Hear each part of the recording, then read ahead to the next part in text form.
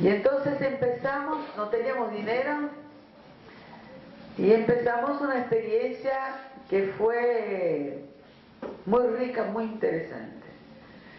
Es que cómo responder a esa demanda con los medios que tiene el propio pueblo. Y entonces empezamos a reunir las comunidades, construir la escuela, que era de taipa, que es ramas de árbol tramadas y barro. Y eso lo hacíamos en general como una fiesta en que lo único que había eran bananos, mangos y cachaza, poco para animar a los hombres. Y entonces en general en un día se juntaba toda la gente, se preparaban el ambiente, se escogía el lugar, que eran tierras de volutas, hoy en la tierra de... porque como parte del pago de los cañeros era el derecho de tener una hectárea de tierra en la tierra del patrón, la parte que no servía para la caña, para plantar su subsistencia. Y lo que recibían en dinero era casi nada.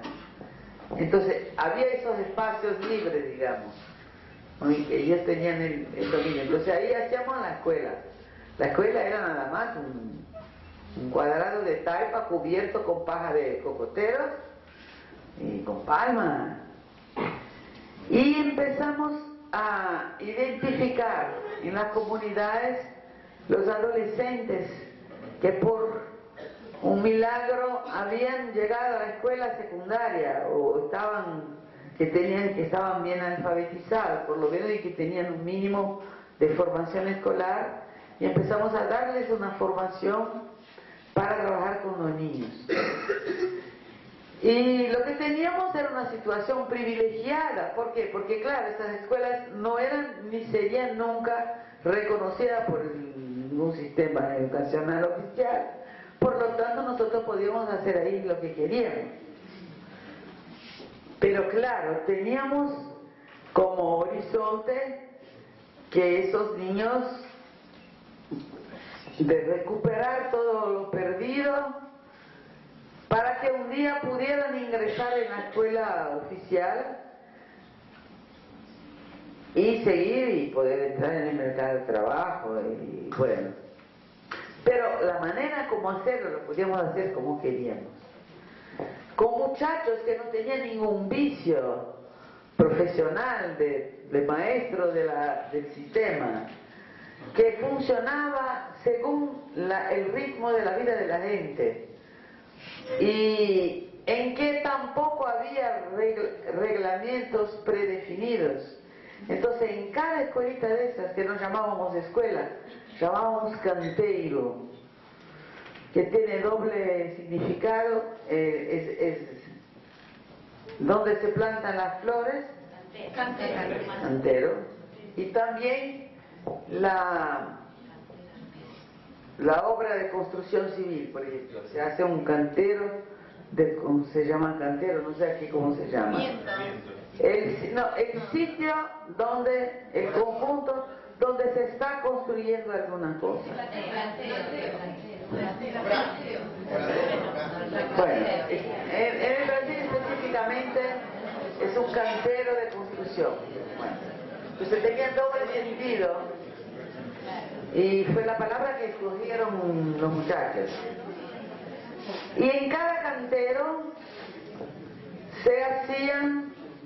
iba haciendo, construyendo sus leyes de funcionamiento, que eran distintas en cada sitio, porque se iban construyendo según iban aconteciendo conflictos, entonces se paraba y decía, como queremos que sea. Yo me acuerdo, y a veces eran cosas rarísimas, yo me acuerdo de entrar en un cantero y ver escrito, y había un cartel que se iba llenando con el estatuto interno. Y entonces yo entro y veo que está escrito, aquí nadie es hermano de nadie. Y yo digo, me asusto, digo, ¿por dónde vamos con eso? Y entonces le pedí una explicación. Y me explicaron que había una regla primera que era que aquí uno no le pega a otro. Se discute, se dice todo lo que se piensa, pero jamás pegarle, nada más a un ataque físico. Pero que como venían varios hermanitos de la misma familia, y que los hermanos mayores se sentían en el derecho de que en caso de ellos sí podían pegarle a los más chicos cuando no se comportaban bien. Y entonces eso generó toda una discusión, y la conclusión fue: aquí nadie, aquí adentro nadie es hermano de nadie, porque claro, el joven que trabajaba con ellos y los colegas no tenían el poder de cambiar toda la tradición familiar, que es así. Era un mundo muy patriarcal, en que la autoridad paterna se transfiere con todos sus derechos, incluso de darle bancada a los niños, al hijo mayor, y si no está hecho el siguiente, bueno.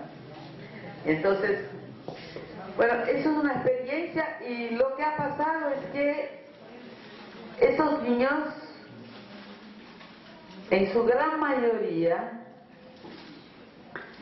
cuando hacíamos pruebas internas y sentíamos que ya puede entrar en la quinta serie, y entraban en las escuelas, se sometían los test para saber si podían entrar en tal clase, y provocaban una revolución en la escuela, porque venían de un mundo en el cual se discutía, y cualquier cosa que pasaba en la comunidad, bueno, se interrumpía el programa, porque nosotros no teníamos plazo a terminar ningún contenido. Era un continuum. Yo no sé si ustedes ya ha sido traducido aquí un libro que se llama Carta a una maestra, que viene de una experiencia realizada por un cura italiano que ha sido muy perseguido en la primera mitad del siglo XX, que se llamaba Don Milani, y que había hecho escuelas así con los niños campesinos que no encontraban lugar y es una... Si no lo conocen, ¿lo conocen o no? Cartas a una profesora. ¿Está traducido en español? Bueno, es un consejo mío que todos lo lean. Sería una cosa estudiar juntos, por el valor histórico que tiene, por la inspiración que te da, porque el Don Milani ha sido acusado frente al gobierno de que estaba haciendo una cosa ilegal, que esos niños, en lugar de mandarlos a la escuela como era obligatorio y todo, estaba desviando a los niños de la escuela y haciendo una cosa loca.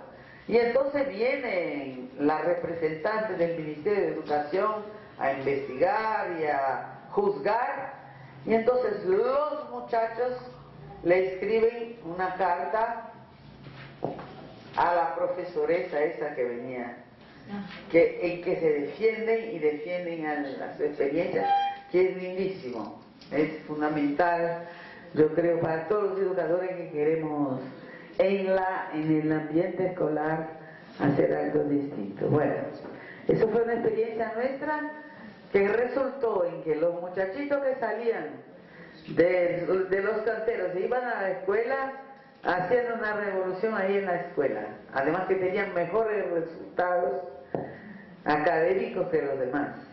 Y los jóvenes, todos los adolescentes, que eran los monitores ahí de los grupos de niños, cosa impensable en cualquier otro sitio de Brasil, porque eran muchachos del medio rural.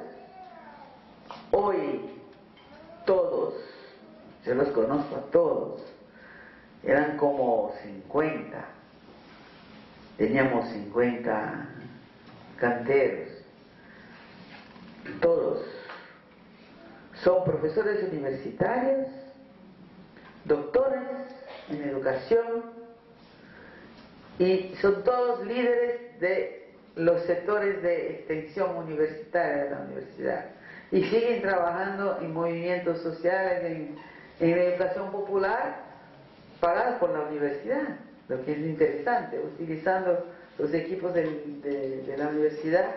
Y eso es conocida la Universidad Federal de Paraíba, tanto que hay varios convenios del actual gobierno que se desarrollan en la Universidad Federal de Paraíba. Por ejemplo, actualmente el movimiento de los sin tierra con la pastoral de la tierra, todos los movimientos de lucha por la reforma agraria y los asentamientos de reforma agraria han reivindicado una línea de cursos superiores para la gente del campo, que funciona totalmente distinto en su estructura y también en contenidos y todo, y la universidad que ha sido escogida para hacer eso, para empezar esos experimentos fue la nuestra.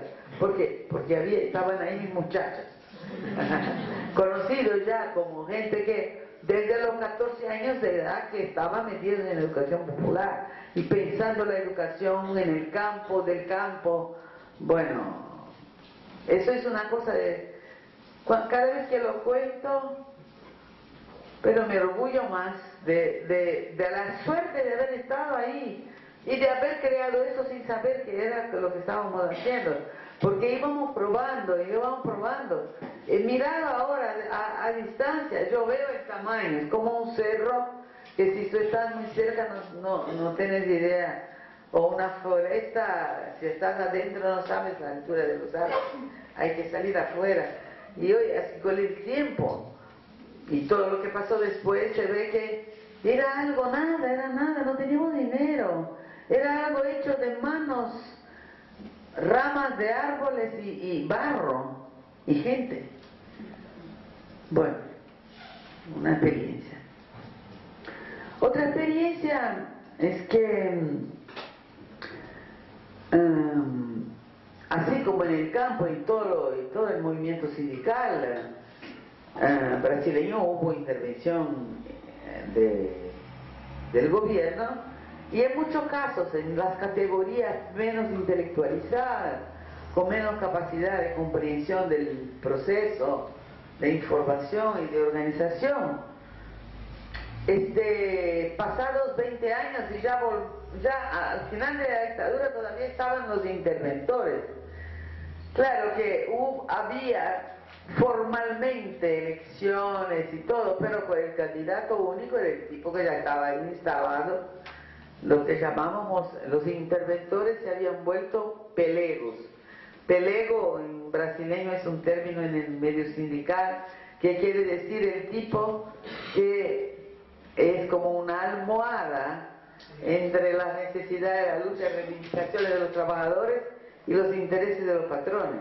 El pelego es lo que se pone entre la cela y el caballo, ahí, la piel de cordero. Entonces se llaman estos pelegos, estaban ahí, entonces muy paternalistas y populistas con relación a su público y muy serviciales con los patrones, y arreglaban las cosas, le conseguían alguna cosita bueno. Y entonces una de las categorías más sufridas en ese caso, y que está por toda parte en el país, en el estado nuestro de Paraíba no había mucha industria, había un único sindicato de trabajadores industriales, que era el sindicato de los textiles, cuya base tenía 2.000 trabajadores, porque no había casi ninguna industrialización. Entonces, el sindicato urbano, que podría tener mucha fuerza, que reuniría la más grande cantidad, era el de los trabajadores de la construcción civil, que en grande parte eran también campesinos obreros de la caña, porque la caña se recoge, se trabaja en la agricultura durante el invierno, los 4 meses de lluvia, porque para nosotros invierno y verano quiere decir lluvia y sequía. Y entonces ellos trabajaban Y en el verano, que es cuando la construcción civil, que para la lluvia y crece el trabajo en la construcción civil, venían del campo y claro, no tenían casa en la ciudad, entonces se hacían unos hangares, unas barracas en los canteros de construcción civil, donde esa gente vive. Y entonces empezamos, como ya habíamos conseguido en el campo hacer procesos de oposición sindical y tomar a los sindicatos, la misma gente dijo, pero tenemos que hacer lo mismo con la construcción. Y entonces fuimos poco a poco constituyendo una oposición sindical fuerte, que finalmente en el 83, ¿viví? 84, fue mi hermana que conoce mucho esa historia, estuvo muy metida en ella. Yo no me acuerdo si 84, 85, se ganó el sindicato. El principal líder de ese grupo, yo me acuerdo, el día en que veníamos, él había ido al campo para una actividad que habíamos hecho de formación sindical, yo volvía a la ciudad para otra cosa y él vino conmigo en el carro y venía contándome que su más grande tristeza en la vida era que no había podido estar más que 3 años en la escuela porque había tenido que ir a trabajar, porque si no, no podía sobrevivir a la familia, pero que él sentía que tenía inteligencia para más que eso, y que si hubiera podido seguir estudiando, hoy sería un juez del trabajo, decía, bueno, y que cuando tomaran el sindicato iban a hacer todo lo que es típico del trabajo sindical, pero que él una cosa iba a hacer, darle estudio, posibilidad de estudiar a sus compañeros. Ganaron el sindicato, él fue el presidente del sindicato y creó con nosotros los educadores y con sus compañeros.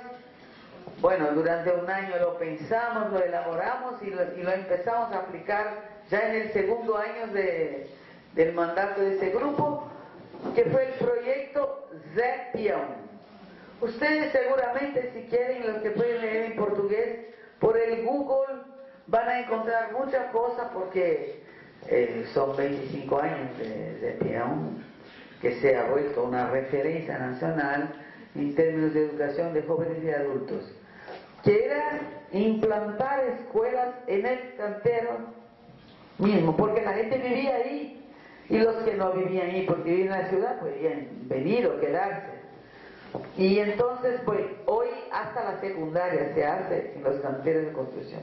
Y cuando se termina la construcción aquí y se van los trabajadores para otro sitio, ya va la escuela junto. Después logramos hacer un convenio con la Universidad Federal, de manera que el proyecto Zepion es un campo de estage para los estudiantes de pedagogía. Entonces con eso tenemos maestros. Pero claro, eso no puede funcionar como la escuela tradicional. Entonces hemos rehecho todo el currículo, porque tampoco no es reconocido, no estaba durante 20 años dentro del sistema educacional del país. Así que teníamos la libertad de inventar. Pero lo que existía era un examen a que cualquier adulto se puede presentar y conseguir el certificado de fundamental, de media, si está preparado y pasa los exámenes. Entonces, era para eso, llegar ahí, pero eso te da una libertad de juntar o dividir disciplinas que no están en el currículo normal. Y entonces rehicimos todo el currículo y los contenidos y la manera de tratarlos a partir de núcleos de problemas o de áreas de conocimiento práctico a partir de la vida de la gente. Y bueno, eso es una cosa interesantísima, ¿no? La escuela que ha pasado. Y hoy hay varios de los obreros que aprendieron a leer en el proyecto Zepion que eran analfabetas y que están terminando los estudios de pedagogía.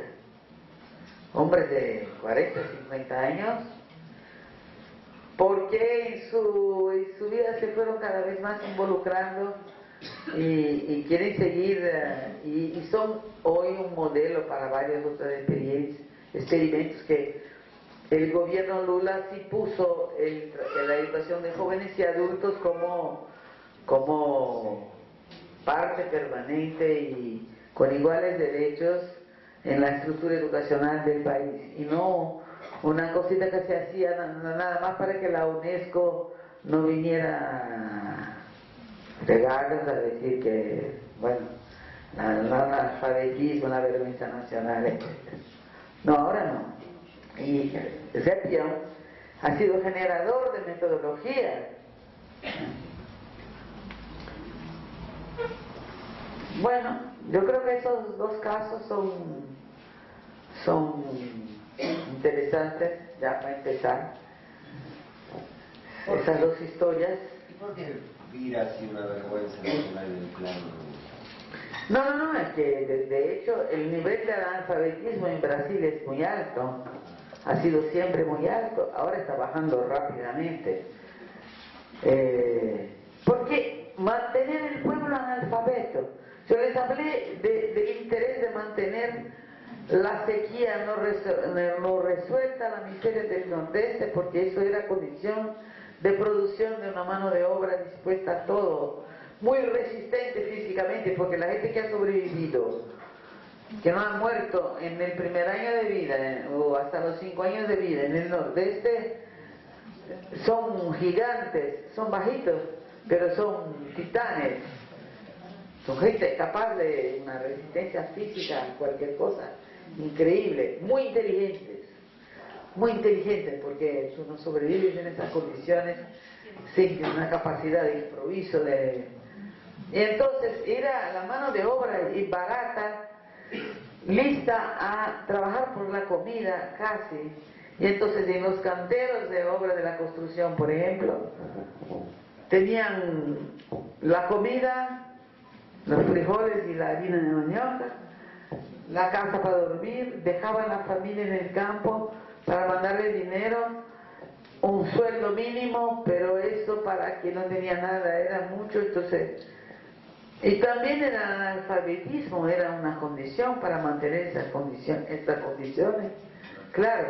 Entonces nunca hubo de hecho un esfuerzo real, de un interés real de elevar el nivel educacional y escolar del pueblo, porque eso significa darle herramientas para más conocimiento, para más postura crítica y todo. Entonces interesaba mantener Entonces por primera vez tenemos de hecho no programas de alfabetización, ya hubo montones, ya se ha erradicado el analfabetismo del Brasil no sé cuántas veces. La gente hubo un programa durante la dictadura militar que se llamaba el MOBRAL, Movimiento Brasileño de Alfabetización, que supuestamente incorporaba el método Paulo Freire, pero nada más era la forma técnica semejante, pero los educadores no estaban formados con la perspectiva del método Paulo Freire. Entonces, tú puedes utilizar las mismas herramientas pero con otra filosofía, entonces no sale nada.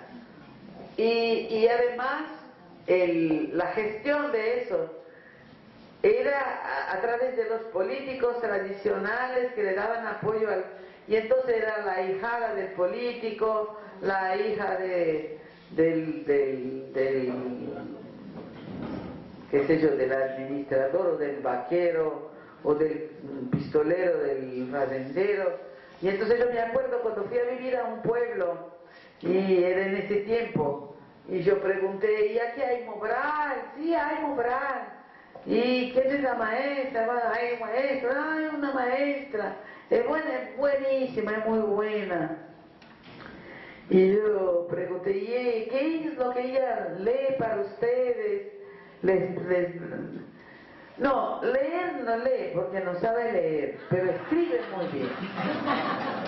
Es muy buena para escribir, escribe muy bien. Entonces yo fui a ver la clase. Mira, y lo que pasa es que la mujer podía copiar y dibujar muy bien Entonces la clase consistía en que ella dibujaba las letras, escribía cosas, copiaba del material que le mandaba el ministerio, la lección en el cuadro, en la pizarra, y la gente lo copiaba y ella venía a corregir que estaba malo y hacerlo repetir la A, la B, la B, la B, hasta que el dibujo estuviera bien, y todos tenían su cuaderno con esas cosas copiadas.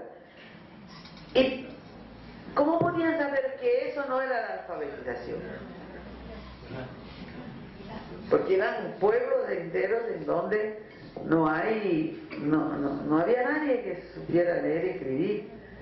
Entonces yo en un pueblo en que viví, yo por mucho tiempo era la lectora de las cartas, porque todas las familias tenían, la mayoría de sus hombres, de sus jóvenes, trabajando en Rio y São Paulo, y iban y venían las cartas que también allá. Yo no sé si aquí se ha pasado una película brasileña que se llama Central do Brasil. Bueno, los que no la hayan visto, véanla. Entonces yo era la lectora, escritora de cartas de mi pueblo. Incluso yo sufría mucho, porque muchas veces venían noticias terribles, y leerlas a esas madres que no podían hacer nada, que hacía 10 años no veían a sus hijos, y que una vez al año llegaba una carta, porque él también dependía de que alguien pagara a alguien a veces para escribirla, y los escribidores de cartas tenían fórmulas. Entonces llenaban primero 3, 4 parágrafos de las fórmulas. Yo, mi querida madre, me encuentro en buena salud gracias a la protección del Señor, de la Virgen, de la Aparecida, de no sé qué, de no sé qué, de no sé qué, y vengo por estas mal trazadas líneas decirte que mi saudade sigue igual y que siempre pienso, y bueno, y de repente ahí en el medio venía la bomba. He caído del tercer piso, me he roto la pierna, no puedo más trabajar, y no sé, estoy viviendo en la casa del primo tal, pero ellos tampoco, me siento mal porque ellos tampoco tienen casi nada, entonces tienen que dividir conmigo. Si ustedes ahí pueden mandarme algo para que yo me compre el pasaje para volver. Y era una cosa terrible tener que leer eso. Entonces yo en un libro mío de cuentos, pero yo no me sentía capaz de mentir, yo tenía ganas de mentir. Pero después creé un personaje en uno de mis cuentos que mente, que hace lo que yo no tuve valor, y que va transformando la vida y la gente feliz, porque ella decía, pero ¿de qué sirve? ¿De qué sirve si no pueden hacer nada? Entonces, bueno, entonces hubo no sé cuántas erradicaciones de analfabetismo en el Brasil, pero la primera vez que de hecho hay un gobierno que lo quiere hacer es en estos últimos 8 años y 3 meses. Y entonces esas experiencias, les conté 2, pero han generado 20 años después a veces, están aportando, y la gente que está en el ministerio, por ejemplo, el primer director de la educación de jóvenes y de adultos del ministerio de Lula ha sido un inglés que muy joven terminó sus estudios de educación, encontró a una brasileña que estaba estudiando allá, se casó y vino para Brasil, y fue a trabajar con nosotros en Guarapira desde el 76, y se involucró totalmente en eso cuando los trabajadores de la construcción civil ganaron el sindicato y querían empezar el Zepión. Entonces nos pidieron que uno de nosotros y entonces les dimos Tim, nuestro inglés, y fue el tipo que tenía más acúmulo de experiencia, además que después logró hacer con la universidad y ese convenio. Entonces de ahí, de esas experiencias que parecían cositas de ámbito chico y que nosotros fuimos inventando, no estaban vaciados sin ninguna otra experiencia ni ninguna otra teoría ni nada, porque no había. Entonces fuimos inventando poco a poco de lo chiquito. Nosotros mismos, mientras lo hacíamos, no teníamos ninguna idea de la dimensión que eso podría tener. Hoy producen insumos fundamentales y ha producido gente, cuadros, educadores capaces de asumir y de inventar. Yo creo que una palabra llave es inventar. Hay que inventar. Yo pienso que nosotros en el inicios del siglo XXI podemos decir que prácticamente todo que se ha dicho que había que hacer, ya lo hemos probado y agotado y llegado a sus límites. Que sean los regímenes, los cambios revolucionarios de sociedad, está ahí todo el proceso de los socialismos reales, no sé qué. Lo que se había dicho ya se ha intentado, y bueno, de ahora en adelante tenemos que inventar nuevas cosas para decir y para intentar, para hacer. Tenemos que inventar. Y yo estoy convencida de que la imaginación es un músculo. Hay que ejercitarla. Y es por ahí que llego al otro lado de mi vida, que es lo mismo, que es la literatura. Yo pienso que la literatura, la ficción, el ejercicio de la imaginación, de inventar lo que todavía no existe, de inventar otras gentes, otros mundos, otras historias, es algo que es fundamental. Entonces, es tan importante, me parece, que no se puede dejar en manos de los profesores de idioma,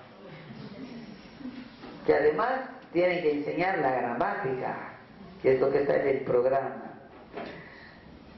Yo últimamente, es un poco por eso me he vuelto escritora, porque, bueno, empecé a trabajar con un proyecto de biblioteca circulante en las escuelas del campo, porque en las escuelas del campo no hay biblioteca ni condiciones físicas.